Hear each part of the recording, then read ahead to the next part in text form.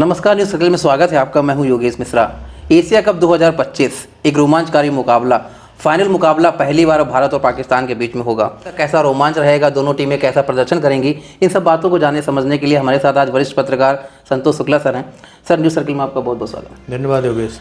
Sir, बड़ा रोमांचकारी दिन रहेगा और भारत और पाकिस्तान की जो राइवली है, मतलब जो रोमांच रहता है भारत और पाकिस्तान के बीच का, वो कैसे देखते हैं आप? और पहली बार है कि 41 साल में पहली बार भारत और पाकिस्तान फाइनल खेलेंगे एशिया कप का। जी। असल में भारत और पाकिस्तान के बीच कोई भी मैच हो, किसी भी टूर्नामेंट का हो, वो बहुत रोमांचक तो रहा ही है। लेकिन चूंकि क्रिकेट को लोकप्रियता ज़्यादा मिली और क्रिकेट में मुकाबले ज़्यादा हुए, क्रिकेट को विवाद ज़्यादा मिला, क्रिकेट को प्रमोशन ज़्यादा मिला, तो क्रिकेट का रोमांच में ज़्यादा प्रतीत होता है जी। अब दूसरी बात यह है कि दुनिया में क्रिकेट को अगर आप इतिहास में जाएंगे तो एक ऑस्ट्रेलिया इंग्लैंड के बीच जब एशेज सीरीज होती थी तो बहुत रोमांचक मुकाबला माना जाता था। लेकिन उस दौरान भी भारत और पाकिस्तान के बीच जो क्रिकेट मुकाबले होते थे उसका तापमान एशेज से कहीं बहुत ज़्यादा होता था। और आज तो संचार का युग है। आज के किसी भी मैच का जो रोमांच होगा वो तो पराकाष्ठा पे होना ही है। और ऐसे दौर में जब दोनों देश इतनी तपिश भरी एक वादी से गुजर के यहाँ तक पहुँचे हैं और फाइनल में फिर एक बार आमने सामने हैं और हालात ये हैं कि मैत्री भाव भी करीब करीब समाप्त है मैच के दौरान। बात नहीं करनी। ऐसे में तो उसका जो थर्मामीटर है वो तो मेरे ख्याल से मेजरमेंट ही नहीं कर पाएगा कितना पारा है। अच्छा सर, दूसरा, अभिषेक शर्मा जिस तरीके की बैटिंग कर रहे हैं कि अभिषेक शर्मा अगर क्रीज पे हैं तो मतलब उनके आमने सामने कोई टिकने वाला है नहीं, वो चाहे जिस पे सामने कोई भी हो। तो अभिषेक शर्मा के ऊपर क्या रहेगा, क्या दारोमदार? बहुत बड़ा दारोमदार रहेगा। अभिषेक शर्मा अभी जो प्रतीत होता है वो देख के ऐसा लगता है कि बहुत टैलेंटेड बल्लेबाज हैं और मैंने देखा कि कोई खौफ उनके चेहरे पे नहीं है। वो क्रीज से बाहर निकलकर छक्के मार रहे हैं और बहुत लंबे शॉट। भारत वाले पहले जो शॉट मारते थे बड़ी मुश्किल से वो बाउंड्री लाइन से 5 फीट उधर या 3 फीट इधर। पहली बार मैं ऐसा बल्लेबाज देख रहा हूँ। हालांकि 15-20 साल बहुत बल्लेबाज बहुत अच्छे चाहे सबने लंबे शॉट मारे, लेकिन अभिषेक की शॉट की हाइट और उसकी दूरी 70 मीटर 80 मीटर 90 मीटर एक्सीलेंट और क्लीन शॉट, एकदम साफ शॉट। दूसरा सर, आप तो मतलब चीज़ों को बड़ा बारीकी से जानते समझते हैं। भारत पहले डिफेंसिव खेलता था, अब अटैकिंग मोड में भारत शुरुआत से ही पहली गेंद से वो अटैक करते हैं। तो वो जो अटैकिंग मूवमेंट भारत का बना है, इसको आप कैसे देखते हैं कि वो फाइनल में भी दिखेगा अब? असल में देखिए, आपके प्रश्न के 2 भाग हैं। एक भाग है जो अतीत से जोड़ता है। अगर आप अतीत को जानना चाहें तो आपको ज़्यादा रोमांच प्रतीत होगा। 2003-04 तक आप देखेंगे भारत के खिलाड़ियों का कॉन्फिडेंस पाकिस्तान के खिलाफ इतना बढ़कर नहीं आता था, दिखता था जितना अब दिखने लगा। अब पाकिस्तान दबाव में है और पाकिस्तान भीषण दबाव में है। बयानबाजी, पाकिस्तान की बल्लेबाजी, गेंदबाजी, क्षेत्ररक्षण, तीनों क्षेत्र भारत से कमतर है और साफ दिखता है वो। लेकिन 2003-04 जो भारत का दौरा होता है और सौरव गांगुली मेरे ख्याल से कप्तान थे और पाकिस्तान में पाकिस्तान को पराजित करना, बराबर का मुकाबला देना, उनके बहुत तेज गेंदबाजों को के खिलाफ वहाँ 13 शतक का भी मारना जो मुल्तान सुल्तान कहेंगे वीरेंद्र सहवाग। तो परिस्थितियां ऐसे बदली हैं और आज 15-20 साल के सफर के बाद जो नई पौध आई है इसको अब अतीत का पता ही नहीं है और बेहतर है कि उसको पता नहीं है। वो उस खौफ में है ही नहीं है। वो हावी होकर खेल रही है जो नई पीढ़ी है और इससे रोमांच भी बहुत बढ़ेगा जो कल का मैच है फाइनल। अच्छा सर, दूसरा जो स्लेजिंग हो रही है जी और उसके बाद बयानबाजी होती है।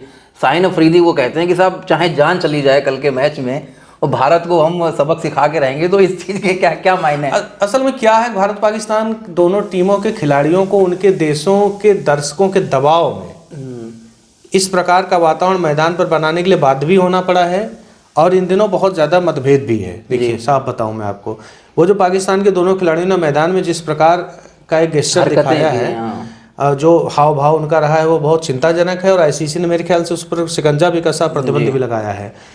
और ये कोई पाकिस्तान स्लेजिंग पहली बार थोड़ी कर रहा है, ये उनकी परंपरा बहुत पहले से रहा है।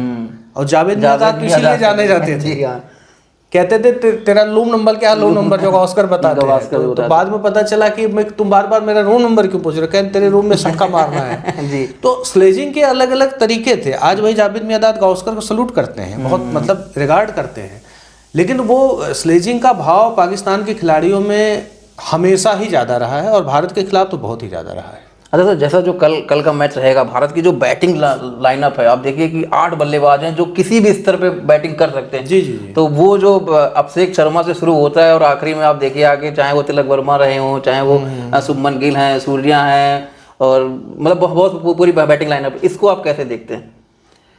भारत की जो बल्लेबाजी की पंक्ति है इसमें बेहद मजबूत है, इसमें कोई दो राय नहीं। देखिए, लेकिन थोड़ा सा चिंता का विषय है, कल का मैच समस्त टूर्नामेंट का निचोड़ मैच है जी हाँ। और पाकिस्तान के पास खोने के लिए कुछ नहीं है। तो और दो मैच तो पाकिस्तान हार ने भी चुके पिछले ही मैच में आपने देखा होगा भारत के खिलाफ अत्यंत आक्रामक शुरुआत की थी। इवन की जो हमारी स्टार बॉलर बुमराह हैं उनको भी काफी उस पर उनके खिलाफ भी बहुत रन लक्ष्य करके बनाए गए कि अगर मेन बॉलर को ही डिफीट कर देते हैं, टारगेट कर देते हैं, तो जो दूसरी पंक्ति के बॉलर हैं उनका मनोबल वैसे ही गिर जाएगा। हालांकि भारत बाद में संभल गया और बाद में जीत भी लिया। तो इस प्रकार आप देखें भारत की बल्लेबाजी निसंदेह बहुत मजबूत, लेकिन जो थोड़ा चिंता का विषय है कि सूर्य कुमार यादव और शुभमन गिल, इन दोनों ने बहुत ज्यादा फील्डिंग को लेके भी रन नहीं बनाए। देखिए, कल मैं देख रहा था पाकिस्तान उसके श्रीलंका खिलाफ, बल्कि संजू सैमसन शायद नाम है, जी जी, बहुत अच्छा खेला उन्होंने। तिलक वर्मा में भी बहुत टैलेंट है, ये बच्चे बहुत अच्छे हैं।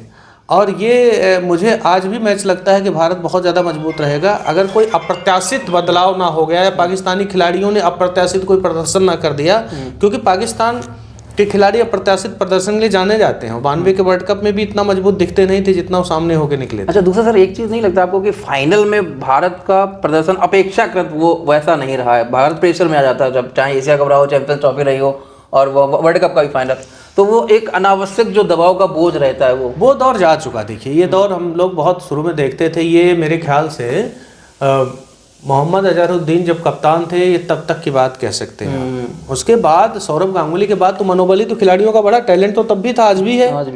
और वीरेंद्र सहवाग जैसे अत्यंत उच्च मनोबल के खिलाड़ी आए जो अपनी क्रीज पर 4-5 फीट आगे निकलकर बैटिंग कर सकते थे।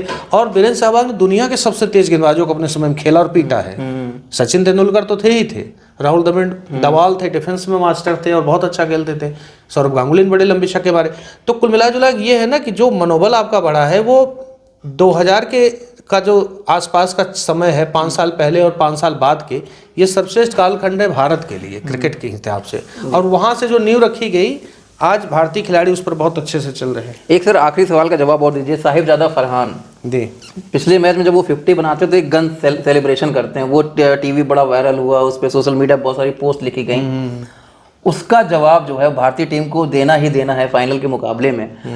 किन खिलाड़ियों पे सबसे ज़्यादा नज़र रहेगी और भारत कैसा फाइनल में, क्या जो चिन्हित खिलाड़ी हैं इनको टारगेट, अगर उनकी बैटिंग लाइनअप 4-5 डाउन तक है, उसके बाद अगर पाकिस्तान खिलाड़ियों को देखिए, उनको सलाह पाकिस्तान क्रिकेट कंट्रोल बोर्ड ने भी यही दिया होगा कि मैदान पर इस प्रकार का हाव भाव दिखाने से बेहतर है कि अपने प्रदर्शन से आप जवाब दें। तो प्रदर्शन से जवाब तो आप दे नहीं पाए। आप बोलते हैं भारत का हर बल्लेबाज, हर गेंदबाज प्रदर्शन से जवाब देने की स्थिति में है। जो पहले आपने बात कही, दोनों ही टीमों का क्षेत्ररक्षण यानी फील्डिंग औसत है, वो बहुत अच्छी, खास नहीं है। कल भी जो श्रीलंका के खिलाफ जो टाई मैच भारत का हुआ, वो अंतिम गेंद पर 2 बार मिसफील्ड हुई जी, और अंत में टाई हो गया तो सुपर ओवर में मैच चला गया। लेकिन मैच बेहद रोमांचक होगा और पूरी दुनिया की नज़र इस पर होगी। और एशिया कप तो इसे भारत ने ज़्यादा जीता है, जो मुझे याद है, जो 50 ओवर का मैच होता तो उसको भी एशिया उसमें ज़्यादा जीता भारत।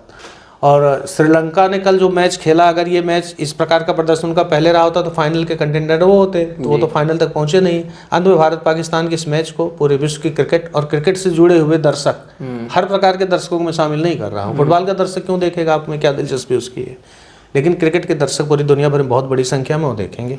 तो सर एक सवाल और जानना चाहेंगे आपसे। एक दौर में पाकिस्तान के गेंदबाज दुनिया भर में नामचीन रहे, उनका दबदबा रहता था, चाहे वसीम अकरम रहा हो, वकार यूनिस रहे हो, और अब तो वो शोएब अख्तर रहे हो। आज के दौर में पाकिस्तान की टीम को आप कैसे देखते हैं? क्या वो पेस है उनके पास? नहीं, वो पेस नहीं है, वो बात ही नहीं, वो धार नहीं। अभी शाहीन अफरीदी को मैंने देखा एक दिन, वो साइड आर्म एक्शन उनका है और मुझे उतने इफेक्टिव लगते नहीं वो। आपने अगर 1985-86 से लेकर और 95 के बीच वसीम अकरम की क्लिप देख लें, गेंदबाजी क्या होती आप देखेंगे। और आप उनको स्विंग का सुल्तान कहते हैं, ये शब्द फिट नहीं है। वो तेज बहुत फेंकते थे। Wasim Akram was extremely fast in early days. उसकी चर्चा आप नहीं करते। अच्छा, दूसरी तरफ वसीम अकरम उनके साथ वकार यूनुस एक फेंकते थे, बहुत तेज थे वकार यूनुस भी, और इन सबको निखारा था इमरान खान, द ग्रेट इमरान खान। इमरान खान स्वयं बहुत तेज बॉलर थे। तो इमरान खान वो पहले बॉलर हैं एशिया महाद्वीप के जिनको जेन्युइन फास्ट बॉलर कहा गया। आपको थोड़ा हिस्ट्री भी बता दूं, और मुझे याद आता है 78-79 में एक दौरा पाकिस्तान की टीम ने किया था ऑस्ट्रेलिया में। जी। तो ग्रेग चैपल, इवान चैपल जैसे बड़े बल्लेबाजों को इमरान खान ने अपने बाउंसर से पस्त कर दिया था। तो वो लिगेसी उनकी रही, अभी तक थी, शोएब अख्तर तक भी थी, मोहम्मद सामी तक थी, लेकिन ये जो शाहीन अफरीदी और अभी जो नई पीढ़ी, हमें इतना टैलेंट उनमें दिखता नहीं है। और जब किसी ज़माने में शारजाह कप होते थे तो पाकिस्तान और भारत के बीच मैच मुकाबला होता तो इससे भी ज़्यादा रोमांचक होता था। जब एक जगह बल्कि यहाँ तक भी कहा जाता था मुकाबला अकरम बनाम सचिन होगा, और सचिन वो दुनिया के सबसे बल्लेबाज तब भी थे, वो आज तक भी हैं, उनका तो कोई रिप्लेसमेंट है नहीं। पाकिस्तान पास इंजमामुल हक बहुत मिडिल आर्डर ठोस बल्लेबाज हुआ करते थे, मोहम्मद यूसुफ होते थे। वो पाकिस्तान के पास तो न बल्लेबाजी में उतनी गहराई दिखती है, न मुझे गेंदबाजी में कोई धार दिखती। क्षेत्ररक्षण उनका तब भी खराब था, आज भी खराब है। क्षेत्ररक्षण उनका कभी ठीक नहीं था, वो इमरान खान के भी जमाने में भी खराब ही था। अच्छा, दूसरा भारत और पाकिस्तान के मैच का टेम्परामेंट हमेशा से हाई रहा है। कोई ऐसा रोमांचक पल रहा हो आपके जीवन में जो आप कहते हैं यार ये मैच जो है वो वाकई में बड़ा गजब रहा है? अब कोई एक मैच नहीं, बहुत सारे मैच थे। असल में क्या था, विवाद दोनों देशों में इतना ज्यादा था कि जिसमें अकरम पीक पर थे और सचिन तेंदुलकर इधर पीक पर थे, दोनों के बीच खेलकूद का इतना अवसर बना ही नहीं बहुत ज़्यादा। सच्चाई ये देखा जाए, 89 के अंत में एक सीरीज होती पाकिस्तान में, तब तक दोनों देश के बीच क्रिकेट के रिश्ते ठीक थे। तो जिसमें सचिन तेंदुलकर 16-17 साल के बच्चे के रूप में जाते हैं और अकरम इन्हों उन्हें फेंक रहे होते हैं। इमरान खान भी गीली पीछे थी, मुझे याद है फैसलाबाद का मैदान था, पिच थी, गीली विकेट पर उनको चोट लगी। यहाँ जाके अपने इंटरव्यू में सचिन तेंदुलकर कहते हैं मैं खेलेगा ऐसा कुछ नहीं, मैं खेलेगा तो कहानी रची गई है। अच्छा। जो सही चीज ये थी कि उन्होंने ये कहा था कि मैंने अपने डोमेस्टिक सर्किट में इतनी तेज गेंदें ही नहीं खेली, और शीशे के सामने सचिन खड़े होकर कहते हैं ये एंड है यार, मेरे बस का क्रिकेट नहीं है। और वो खिलाड़ी महानतम बल्लेबाज बनकर निकला। सही बात। महान नहीं, दोनों शब्द बीच बहुत बड़ा फासला है। Sachin Tendulkar is the greatest batsman after Don Bradman in Test cricket, one day में just after Vivian Richard, sir Vivian Richard. तो शब्दों का घालमेल बहुत है, शब्दों में क्लियरिटी रखना होगा। सर दूसरा एक सवाल का जवाब और जानना चाहेंगे आपसे, जब इस बात का जिक्र हम कर ही रहे हैं। पाकिस्तान के गेंदबाज पहले इतने फास्ट बॉलर थे, अब तो मशीनें आ गई, मशीन उतनी स्पीड से फेंकती हैं और बल्लेबाजों को उस तरीके से तैयार किया जाता है कि आप 130 की स्पीड से खेलिए, 140 की, 150 की, 160 की। तो उस दौर में और इस दौर में क्या अंतर पाते हैं? बहुत अच्छा प्रश्न, बहुत ही अच्छा प्रश्न है। देखिए मिड 70s में जो पेस बैटरी थी वेस्ट इंडीज की, very quick, Andy Roberts, Joel Garner, Malcolm martial 78 में आए, उसमें थे मेरे ख्याल सिल्वेस्टर क्लार्क थे, Michael holding was very fast. तो ये 4-5 बड़े तेज गेंदबाज थे। तो ये दबदबा इनका चला 95 तक भी कह सकते हैं। लेकिन पाकिस्तान ने 78 से जब इमरान खान ने स्पीड का एक खौफ दिखाया दुनिया में, उनके पास फिर 84-85 में वसीम अकरम आ गए। इसके बाद उनकी भी पेस बैटरी कभी डाउन नहीं हुई। तो अब रडार गन टाइमिंग मशीन के बावजूद मुझे उनके गेंदबाजों में, मेरे भारत के गेंदबाज पाकिस्तान से ज़्यादा तेज फेंक रहे हैं, ज़्यादा बेहतर जी। मयंक यादव बहुत फास्ट, उमरान मलिक का क्या शानदार एक्शन, एकदम ओपन चेस्ट एक्शन बिल्कुल सामने, वेरी क्विक बॉलर। मैं हर्षित राणा को भी देख रहा था, अच्छी रफ्तार से बॉलिंग कर रहे थे। पाकिस्तान के गेंदबाजों में पेस ही नहीं जिसके लिए वो जाने जाते थे। अच्छा, तो दूसरा इस बात का जिक्र पाकिस्तानी मीडिया में भी होता है, और जो वसीम अकरम इस बात की चिंता जताते हैं कि हमारी जो लीगेसी रही है अब वो टूट रही है यहाँ पे। हाँ, बिल्कुल, हम वो जो बॉलर है वो पैदा ही नहीं कर पा रहे कि अच्छा, वो क्यों नहीं कर पा रहे हैं बताऊं मैं आपको। पाकिस्तान के क्रिकेट विशेषज्ञों के, हो सकता है मेरी राय कुछ काम आ जाए, वहाँ क्रिकेट कंट्रोल बोर्ड जो था वो उसमें हमेशा विवाद रहा है। तो वहाँ एक इमरान खान की इतनी चलती थी कि वो डेट प्रैक्टिस पर जिस बॉलर को देख लेते थे कि यार इस खिलाड़ी में दम है, उसको सीधे उठा के टीम में ले लेते। तो क्रिकेट कंट्रोल बोर्ड कुछ नहीं कर पाता था, चयनकर्ताओं से ऊपर का व्यक्ति वो था, आउट ऑफ टर्न प्रमोशन। हाँ, तो नतीजा क्या हुआ कि एक दिन फ्लू से पीड़ित होकर इमरान खान बेड पे लेटे हुए हैं और देख रहे हैं कि हबीब बैंक और शायद पाकिस्तान कराची एयरलाइंस का किसी का मैच चल रहा था, और एक नया बॉलर बेहद तेज गेंद फेंक रहा है, स्विंग से कोई लेना देना नहीं, स्पीड बस, सिर्फ स्पीड। उन्होंने कहा पता करिए बच्चों के लिए कैंप में। वो कौन था? वकार यूनुस। और ऐसे ही हुआ था, न्यूजीलैंड की टीम गई पाकिस्तान के टूर पे, और इमरान खान ने देखा कि एक लेफ्ट आर्म फास्ट बॉलर बहुत तेज भी फेंक रहा है और सबसे बेहतर फेंक रहा है, वहीं से डायरेक्ट टेस्ट क्रिकेट। जी।